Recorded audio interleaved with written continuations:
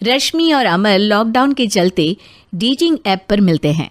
उसी बीच उनकी बॉन्डिंग बहुत अच्छी बन जाती है और दोनों एक दूसरे से प्यार करने लगते हैं।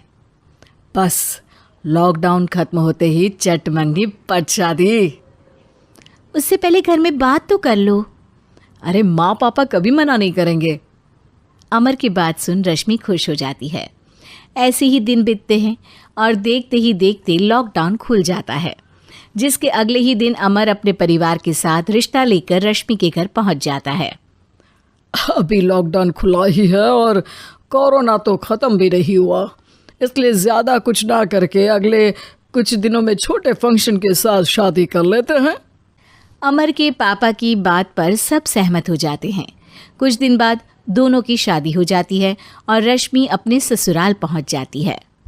बेटा, शादी तो तूने अपनी मर्जी से कर ली, लेकिन बहू को बोल देना इस घर में हुक्म मेरा ही चलेगा, इसलिए अपना राज जमाने की कोशिश भी ना करें। माँ, रश्मि को यहाँ सिर्फ प्यार, आशीर्वाद और अपनापन चाहिए, पैसा या राज नहीं। बेटी की बात पर सास मुंह बनाए वहाँ से चली जाती है और अब वो हर रोज़ रश्मि को परेशान करना और ताने देना शुरू कर देती है। देखो, ये है आजकल की लड़की, इंटरनेट पर लड़कों से बातें करते हुए इन्हें शर्म भी नहीं आती, और यहाँ तो देखो कितनी सीधी सुशील बनकर दिखा रही है। मम्मी, शादी के रिश्ते वाले इंटरनेट ऐप से जब किसी को कोई दिक्कत नहीं है, फिर डेटिंग ऐप के जरिए मिलना किस तरह गलत हो सकता है? रश्मि के डेटिंग ऐप वाली बात सुन उसकी हैरान सास तुरंत तुनक कर पूरे घर को सिर पर उठा लेती है, जिसकी आवाज़ सुन अमर और उसके पापा भी वहाँ आ जाते हैं। हाय मेरी माता, इतना बड़ा झूठ! डेटिंग ऐप को इंटरनेट के जरिए मिली है बोलकर इस कलमुही को मेरे सर ला बिठा दिया। अरे नास पिटी, तुझे जरा भी शर्म नहीं आई? वहाँ न जाने कितने लड़कों से गुलु गुलु करके तुझे मेरा ही लड़का मिला था फंसाने के लिए। माँ, मुझे तो समझ नहीं आ रहा क्या बोले जा रही हो। डेटिंग ऐप इस्तेमाल करना कोई अपराध नहीं है, और तुम रश्मि को ऐसा कैसे बोल सकती हो? मैं भी तो था उस ऐप पर।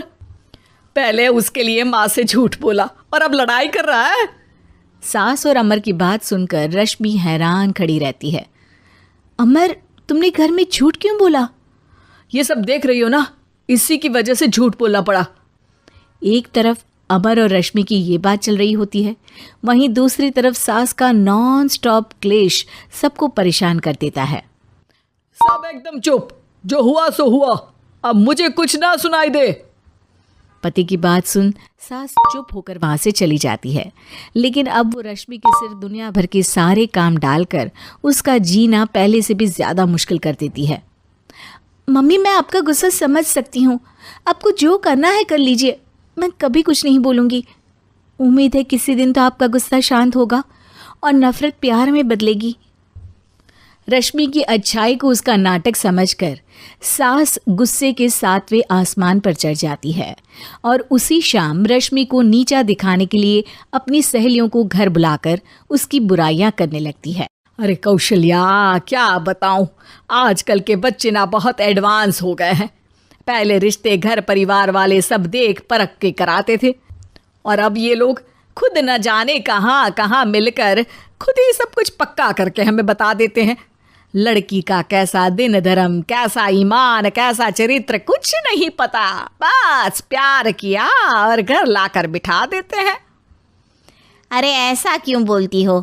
आजकल बच्चे अपने आप में बहुत समझदार हो गए हैं, और फिर पूरी ज़िंदगी तो उन दोनों को ही साथ निभानी है। अपनी पसंद से शादी कर भी ले तो क्या दिक्कत? तू ही देख ले, पहले इतना अच्छा बेटा और अब सोने पर सुहागे जैसी सर्वगुण संपन्न बहू। और पता है, अभी कुछ दिन पहले मेरी बेटी ने मुझे डेटिंग ऐप के बारे में बताया, जहाँ लड़का लड़की अपनी पसंद से अपने आप एक दूसरे को चुन लेते हैं, और फिर अगर सब सही रहता है तो बात आगे भी बढ़ जाती है। अरे इसमें इतना खुश होकर क्या बता रही हो? ये तो गलत है। न जाने कौन क्या है, कितना झूठ कितना सच है। अरे पर सोचो, जब तुम किसी के बताए रिश्ते को देखने जाते हो तो क्या एक ही बार देखने से सच झूठ का पता लगा सकती हो? ज़रूरी नहीं कि बच्चों का लिया फैसला हमेशा गलत हो। अरे बहुत बार हमसे भी तो गलत फैसले होते हैं ना।